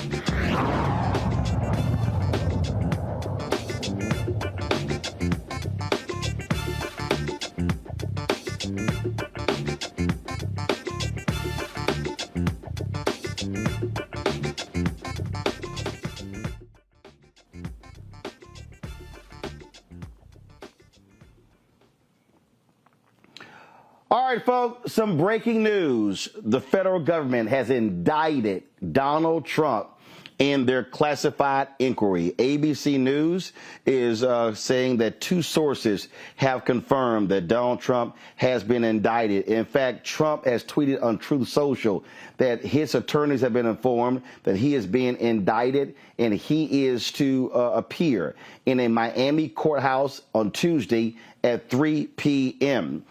Special counsel, of course, Jack Smith has been investigating the classified documents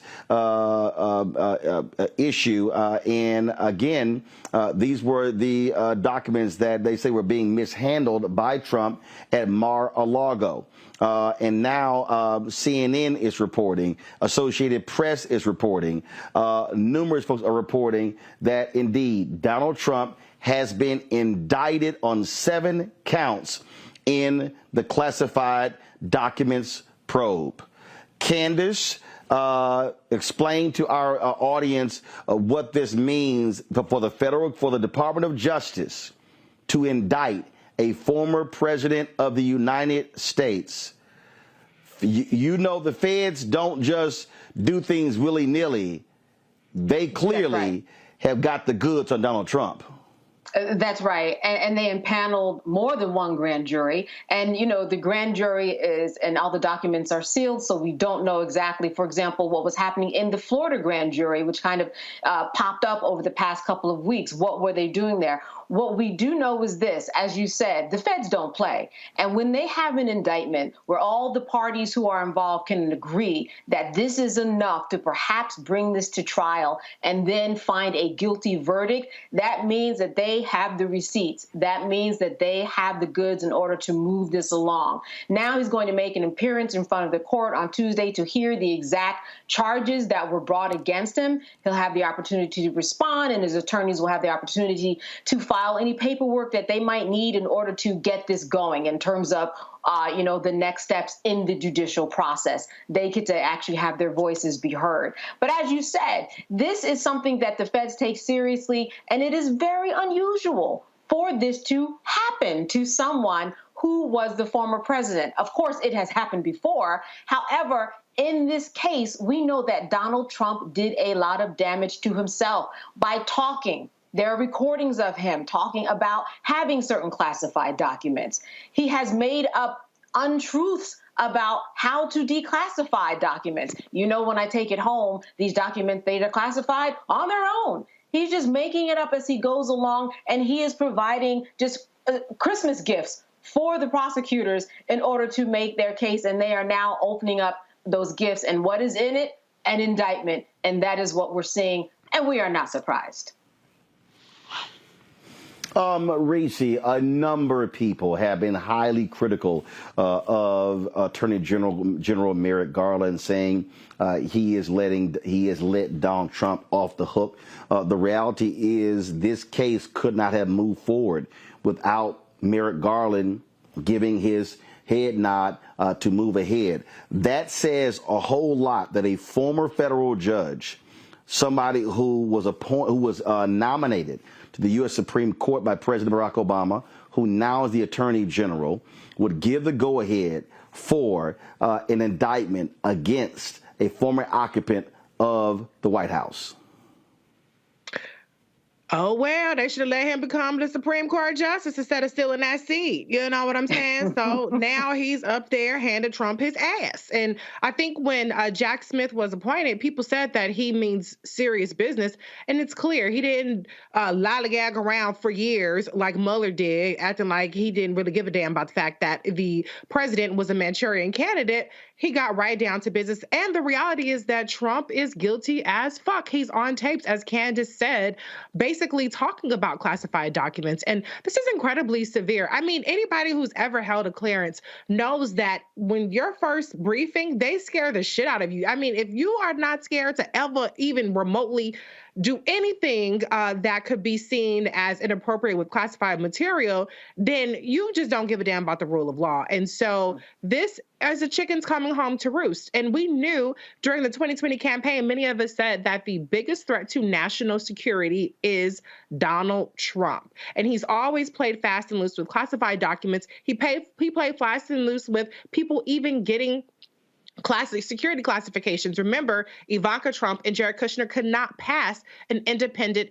classified vetting, and he directed that they get security clearances anyway. And so he should have done what he was supposed to do. There aren't a whole lot of laws that are necessarily the president has to abide by, but this is one of those areas where he screwed up. But the scary part isn't even necessarily that we have a president that's being indicted for this. It's what did he actually do with those secrets? Who did those secrets go to? For what money was exchanged? And what damage has it already done to our national security? That's what we really need to be worried about. Greg, of course, Trump's lawyers were brought into the DOJ. They essentially got a heads up. They even said, more than, look, when you get called in by the DOJ, they're letting you know, yo, your boy's about to get indicted. And according to this, so this is what ABC said, quote, this is Catherine Faulders. We're learning from our sources that there appears to be at least 7 counts here.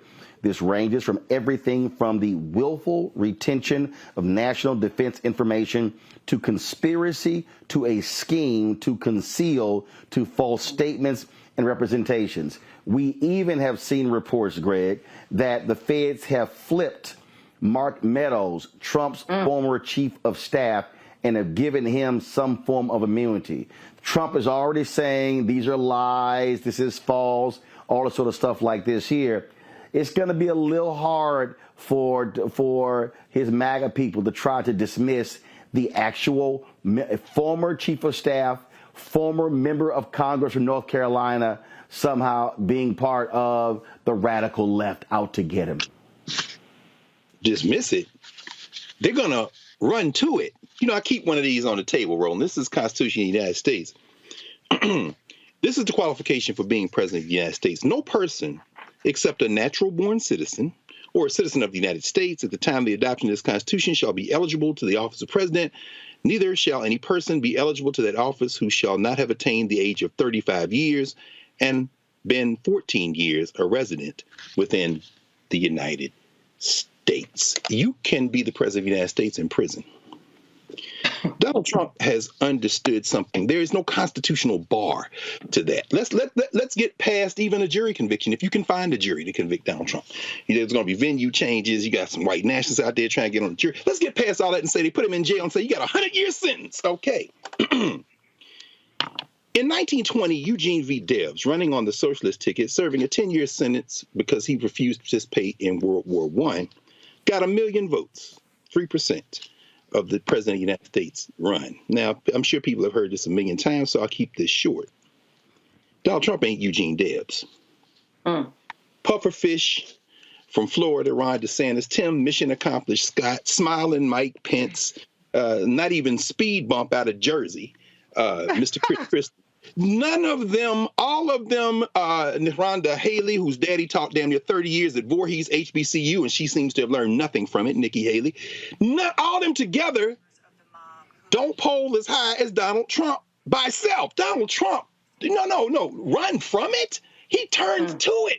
They're persecuting me, you all. Donald Trump can win. And let me end with this. The general view among legal scholars is that if he is elected, it could very well be that he could make the argument that the duties of office require him not to be in jail, and they may suspend or put on hold the sentence. And finally, the man might say what Eugene Debs said in 1920, if I win, I'm going to pardon myself. Let's strap in and see how this turns out.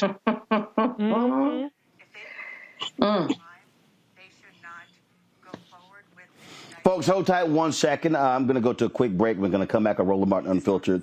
And I'm going to play for y'all this clip that was in the CNN town hall where this fool, Mike Pence, who was Trump's vice president, was asked by Dana Bash about this very issue. And if y'all want to hear a weasel, you're going to hear one in 2 minutes. Back in a moment.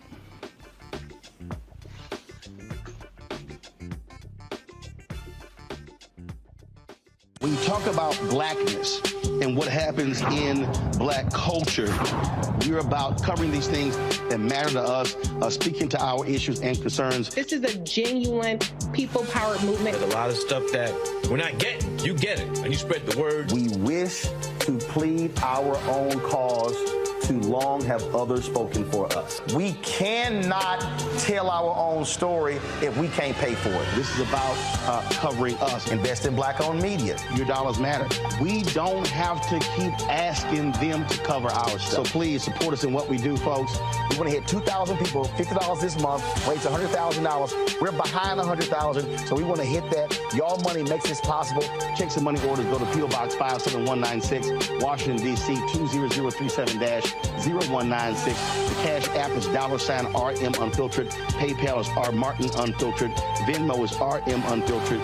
Zelle is Roland at RolandSMartin.com. On a next, A Balanced Life with me, Dr. Jackie. Beware the generational curse. They're everywhere, in our families, in our workplaces, and even in our churches. It's like a minefield, identifying the curse and knowing what to do about it. When we're talking about generational patterns, oftentimes we get locked into those patterns because we don't want anyone to say, oh, you acting brand new, or you doing something different from how this is how we always did it. It's okay to do something different in order to get the results that you want to see in your life. That's next on A Balanced Life on Black Star Network.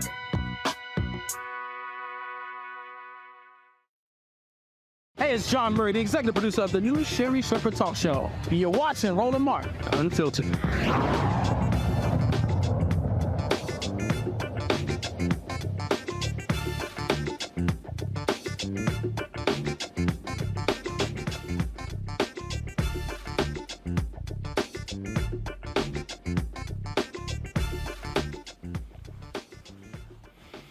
So, folks, the breaking news, Donald Trump has been indicted by a federal grand jury regarding the classified documents probe. Indicted on 7 counts. He has to appear in a Miami courtroom at 3 p.m. on Tuesday. Now, if you want to see a coward, Mike Pence is a perfect example. CNN had their town hall, and Dana Bash asked him about this very issue. Listen to Mr. Law and Order, who was running out at the mouth about how we need to be prosecuting people for guns and what's happening in Chicago. Listen to what he had to say about, his former guy breaking the law. Solves these issues without an indictment. Sir, I just want to clarify. What you're saying is that if they believe he committed a crime, they should not go forward with an indictment. You just talked before about committing to the rule of law. Let me be clear that no one's above the law. Okay. But with regard to the unique circumstances here, look, I had no business having classified documents in my residence, and I took full responsibility for it. President Biden had no business having them in his residence from when he was vice president as well. And the same with former President Trump. But I would just hope that there would be a way for them to move forward without the dramatic and drastic and divisive step of indicting a former president of the United States. We've got to find a way to move our country forward and restore confidence in equal treatment under the law in this country. We really do.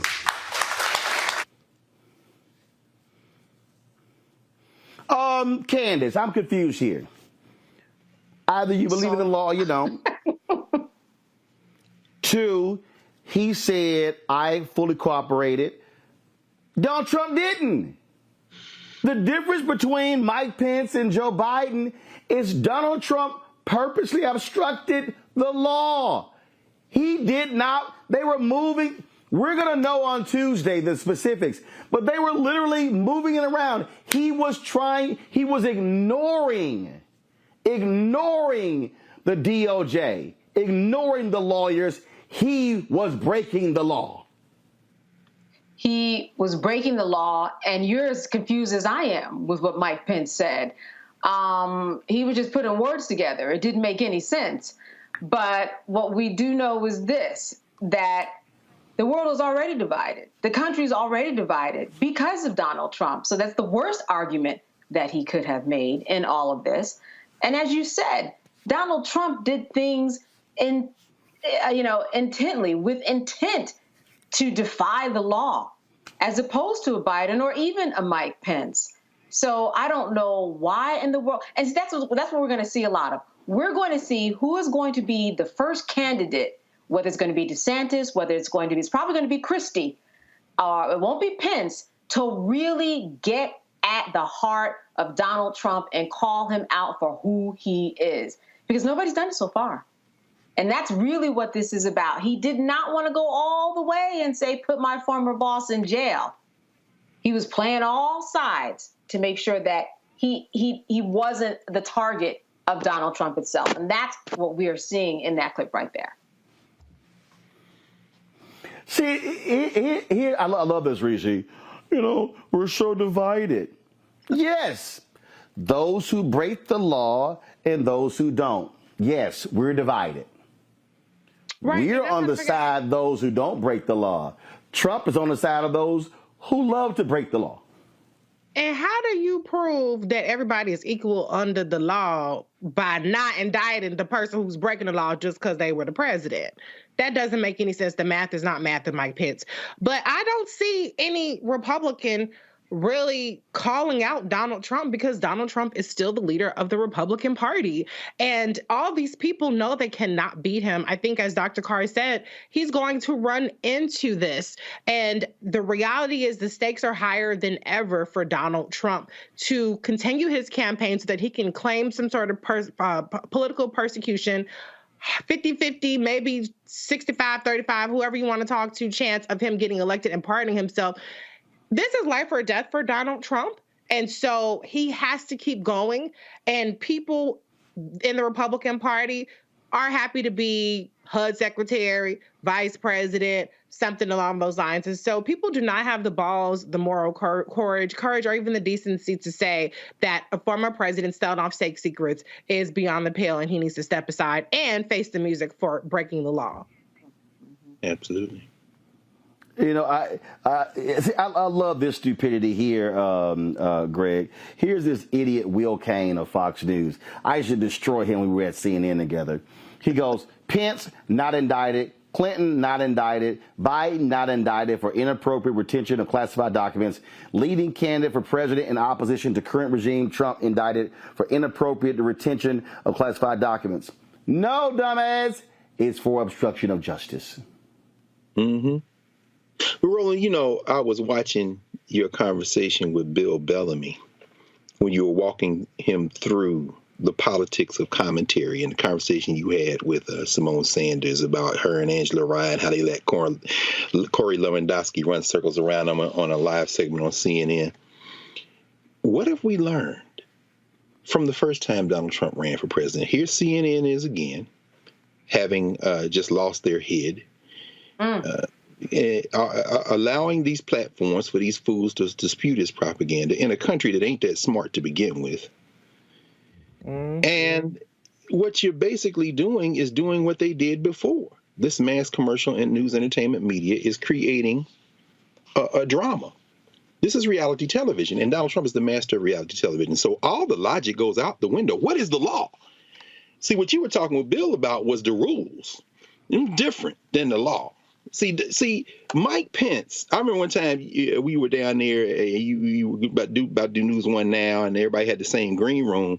And Mike Pence came in there. I guess he's going to do Morning Joe. That is the whitest man I've ever seen with my own two eyes. I've never seen anybody without any pigment. You know what I'm saying? I'm like, what the hell? This guy has no pigment. I'm saying that to say that when he barges into Iowa, Tim Scott thinks he's going to get some evangelical vote. But guess what? Smiling Mike's in it now, baby. So the people who believed in Jesus, they ain't going to vote for you, Tim. You can scream Jesus till your teeth fall out, mission accomplished. But that is the whitest man that I've ever seen. He is banking on his whiteness and his onward Christian soldier shtick to get him some of that vote. But why do I put all that? It all comes down to this, though. As long as Donald Trump draws breath, in jail or out, his X factor, he might not win the presidency, but the United States is not a unique country. I know people like say it's the greatest country in the world and the best experiment in democracy. We just saw Erdogan get reelected in Turkey. He got just enough oppression in to split the vote, get to the runoff and win. As long as Donald Trump is in this mix, there is the potential for chaos, whether he wins the nomination or not. All these people are trying to angle to win a primary, but what Mike Pence is doing, this man without a country is trying to figure out a way, well, if he stumbles and if he's not going to stumble. This is about to be chaos. And every time I see Smiling Mike, there are only three words that come to mind. And these are the three words that haunt him every day. January 6th, 2021, hang Mike Pence. Mike Pence know he ain't got a shot in here. He just hoping that something's going to break in his way, and he ain't even got a clue. So he's just up there spinning. And CNN is letting him spin, which is why we got to have the Black Star Network, because you might be the only game in town trying to tell the truth, because the rest of these people are chasing ratings. Well, look, folks, Miami is going to be on and popping at 3 p.m. on Tuesday, when Donald Trump got to walk his orange ass into a federal courthouse in Miami, indicted for the second time. First, it was Alvin Bragg in New York City. Now it is Jack Smith, the special prosecutor, indicting him in Miami. The DOJ is not confirming this. The documents, the indictment is under seal. It will be revealed in court on Tuesday. And so, Fannie Willis, we waiting on you. We waiting on you. Thanks. Let's go ahead and go for the hat trick, make it a trifecta, and hit his ass with a third indictment. It's going to be real interesting. Look, we know how he's going to respond, and we know his ignorant MAGA supporters are going to try to make every other excuse as well. But final comment here, Candace. When those prosecutors have to reveal in court that they have recordings of people admitting to him moving documents, when they reveal a lot of this stuff in that charging document, it's going to be a little hard for a lot of these Republicans to try to explain that one away. It will. And following the indictment that Alvin Bragg brought upon Donald Trump, which people say was not as detailed as they would have liked to have seen, I bet they're going to do their job this time. Tuesday's going to be something else when that indictment comes down and we get to read all the details. It's going to be a lot more than Bragg had. And as you said, there's going to be a lot more evidence supporting what Donald Trump did in terms of obstructing justice. All right, then. Candace, Reese, Greg, we certainly appreciate y'all joining us. Oh, it's a beautiful day in the neighborhood. A beautiful day in the neighborhood. All right, folks. I appreciate it. Thanks a bunch.